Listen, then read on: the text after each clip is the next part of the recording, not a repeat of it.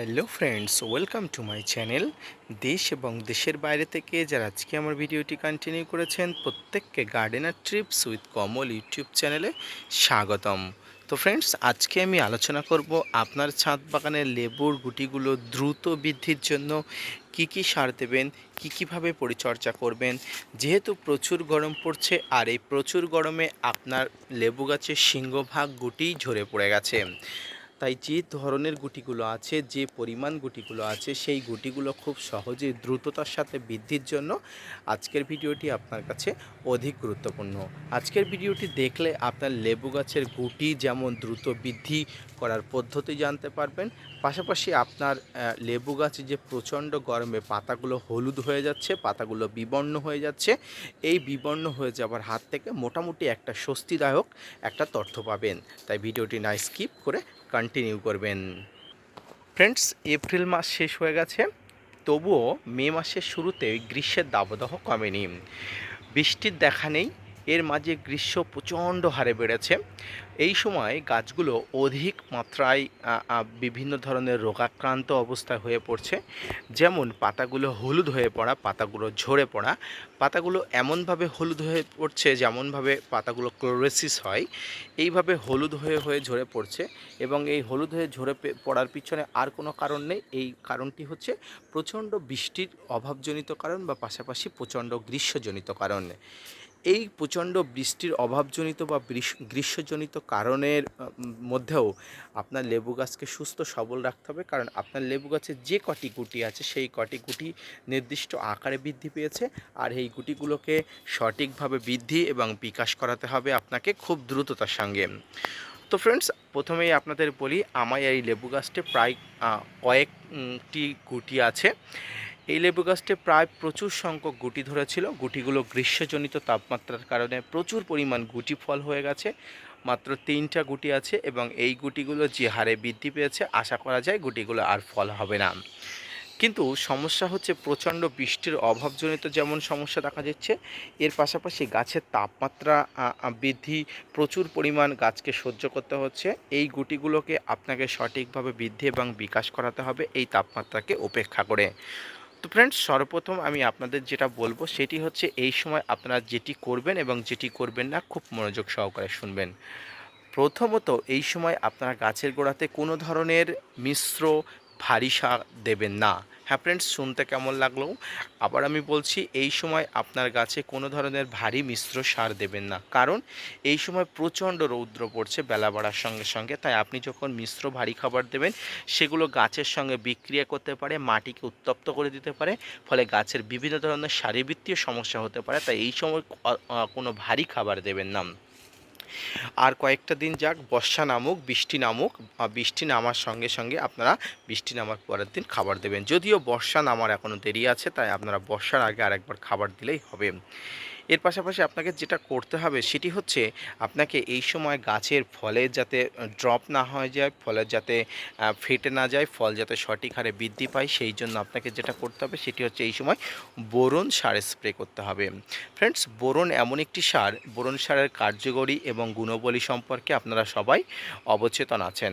Friends, এই boron সার আপনারা গাছে স্প্রে করলে আপনাদের গাছে থাকা সমস্ত ফল, অর্থাৎ আম, জাম, কাঁঠাল, লেবু, লিচু, আঙুর, সমস্ত ফলের বৃদ্ধি বিকাশ, পাশাপাশি গাছের ফলের সঠিক আকার আকৃতি বৃদ্ধি পায়। এর পাশাপাশি আপনাকে যেটা করতে হবে সেটা হচ্ছে, গাছের পাতা হলুদ হয়ে যাচ্ছে, এই হলুদ হয়ে যাবার পিছনে প্রধান এবং অন্যতম কারণ হচ্ছে গ্রীষ্মের দাবদাহ। এই গ্রীষ্মের দাবদাহ কমানোর জন্য, অর্থাৎ গ্রীষ্মের দাবদাহের থেকে তাই গাছকে বাঁচানোর জন্য আপনাকে কি করতে হবে, গ্রিন শেডের ব্যবস্থা করতে হবে। যদিও আমি গ্রিন শেডের ব্যবহার এখনও পর্যন্ত করে উঠতে পারিনি, অর্থাৎ সামর্থ্য হয়ে উঠিনি। তাই আপনারা এই রকম অবস্থায় হয়ে থাকলে আপনারা অবশ্যই যেটা করবেন সেটা হচ্ছে জল স্প্রে করবেন। পরিষ্কার কলের জল আপনারা প্রচণ্ড গরমের সময়, অর্থাৎ প্রচণ্ড রৌদ্রের সময় আপনার গাছকে স্প্রে করে দেবেন। যদিও আমি কন্টিনিউয়াসলি করছি, কিন্তু দেওয়ার সঙ্গে সঙ্গে গাছের পাতাগুলো শুকিয়ে যাচ্ছে। এত প্রচণ্ড গরম, এত প্রচণ্ড রৌদ্রর কারণে গাছগুলো এমন অবস্থা হয়ে যাচ্ছে। এই অবস্থা আবার ঠিক হয়ে যাবে সামান্য একটু বৃষ্টি হলে। তো বৃষ্টি না হওয়া পর্যন্ত আপনাকে কষ্ট করে যেতে হবে গাছগুলোকে বাঁচানোর জন্য। এবং এই সময় আরেকটা জিনিস যেটা করতে হবে সেটি হচ্ছে, আপনার গাছের গোড়াটা মালচিনিং করে দিতে হবে যেমনভাবে আমি দিয়েছি। যদিও আমি জল দেওয়ার সময় গাছের গোড়াটার মালচিনিংটা একটু সরিয়ে দিয়েছি, আপনারা দেখতে পাচ্ছেন গাছের গোড়াটায় মালচিনিং করা আছে এবং আপনারা মালচিনিং করে দেবেন। পাশাপাশি গাছের গোড়াতে যথেষ্ট পরিমাণ জল দেবেন, কারণ এই সময় গাছে যেমন জলের প্রয়োজন, পাশাপাশি গাছে ফল আছে, ফলেরও জলের প্রয়োজন। জলের ঘাটতি হলে কিন্তু ফল কিন্তু ড্রপ হয়ে যাওয়ার সম্ভাবনা শতভাগ থাকছে, তাই এই দিকে অন্তত দক্ষতার সঙ্গে নজর রাখবেন। ফ্রেন্ডস, আপনার লেবু গাছে যে কটি লেবু আছে প্রত্যেকটি লেবুগুলো যাতে সুস্থ সবলভাবে বেড়ে থাকে বা সুস্থ সবলভাবে বৃদ্ধি হয়ে ওঠে, পাশাপাশি আপনার লেবু গাছগুলো যাতে সঠিক বৃদ্ধি বিকাশ হয়ে থাকে, সেজন্য আপনাকে অবশ্যই বোরন সার স্প্রে করতে হবে। পাশাপাশি বোরন সারের সঙ্গে বলেছি এসওপি অর্থাৎ 0050 1 গ্রাম প্রতি লিটার হারে নিয়ে আপনারা স্প্রে করবেন। এছাড়া কোনো ভারী খাবার এই মুহূর্তে দেবেন না, কারণ ভারী খাবার দিলে কিন্তু গাছের প্রতিক্রিয়া সৃষ্টি হতে পারে, গাছের বিভিন্ন ধরনের শারীরবৃত্তীয় কার্যকলাপ দেখা যেতে পারে। এবং এই সময় আরেকটি যে সারটি দেবেন, যদিও না দেওয়া উচিত, আপনারা যদি দিতে চান অবশ্যই দেবেন এবং দিতে না চাইলে দেওয়ার কোনো প্রয়োজন নেই, সেটি হচ্ছে জৈব তরলের মধ্যে সরিষার খোল পচাটা খুবই হালকা করে রাত্রের দিকে জলের সঙ্গে মিশিয়ে, অর্থাৎ অল্প করে যতটা নেবেন তার থেকে দ্বিগুণ পরিমাণ জল মিশিয়ে নিয়ে গাছের গোড়াতে আপনারা দিতে পারেন। ব্যাস এইটুকু ছাড়া আপনার গাছে কোনো ধরনের রাসায়নিক সার দেবেন না, কোনো ধরনের কোনো কিছু করবেন না। এর পাশাপাশি আপনাকে যেটা করতে হবে, যদি আপনার কাছে এই সময় কীটনাশক এবং ফাঙ্গাসের আক্রমণ ঘটে, সেই কীটনাশক এবং ফাঙ্গিসাইড ব্যবহার করবেন, তবুও সেটা ব্যবহার করবেন রাত্রে।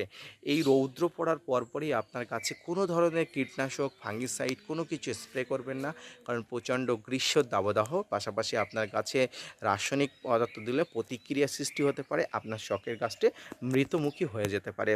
তাই আপনার শখের গাছের যে কটি লেবু আছে প্রত্যেকটি লেবুকে যত্ন পরিচর্যা করুন, পাশাপাশি এই ধরনের পরিচর্যা করে বাড়িয়ে তুলুন।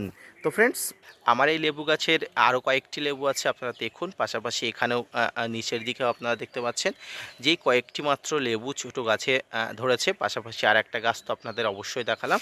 তো এই ধরনের যে লেবু গাছ গুলোতে লেবু ধরে গেছে, সেই লেবু গাছগুলোকে এখন আপনারা শুধুমাত্র জলের বন্দোবস্তটা ঠিক করুন, কারণ জল এই সময় একটু গুরুত্বপূর্ণ জিনিস। আর একটা জিনিস আপনারা গাছের গোড়াতে দিতে পারেন, সেটা হচ্ছে পেঁয়াজের খোসা ভিজানো জল। এই পেঁয়াজের খোসা ভিজানো জল এই গ্রীষ্মে গাছের জন্য একটু জরুরি আছে, তো আপনারা যদি দিতে পারেন, অবশ্যই দিতে চান অবশ্যই দিতে পারবেন, এক্ষেত্রে কোনো রকম বাধা নিষেধ নেই। তবে সেক্ষেত্রে দিতে চাইলে রৌদ্র কমার পরেই আপনারা গাছের গোড়াতে পেঁয়াজের খোসা ভিজানো জলটি দেবেন। তো ফ্রেন্ডস, আজকের এই ভিডিওটি কেমন লাগলো অবশ্যই লাইক, কমেন্ট, শেয়ার এবং সাবস্ক্রাইব করে জানাবেন। পাশাপাশি gardener TRIPS with Kamal YouTube চ্যানেলকে সাপোর্ট করবেন। আপনাদের জন্য প্রতিনিয়ত তথ্য নিয়ে ভিডিও বানাই।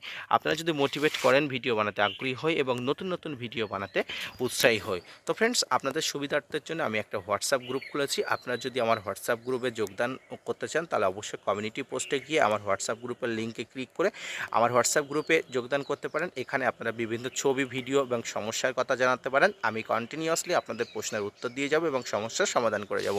তো আজকের ভিডিওটি এই পর্যন্ত, দেখা হচ্ছে পরবর্তীতে নতুন কোনো ভিডিও নিয়ে। ভিডিওটি মনোযোগ সহকারে দেখার জন্য আপনাকে অশেষ ধন্যবাদ।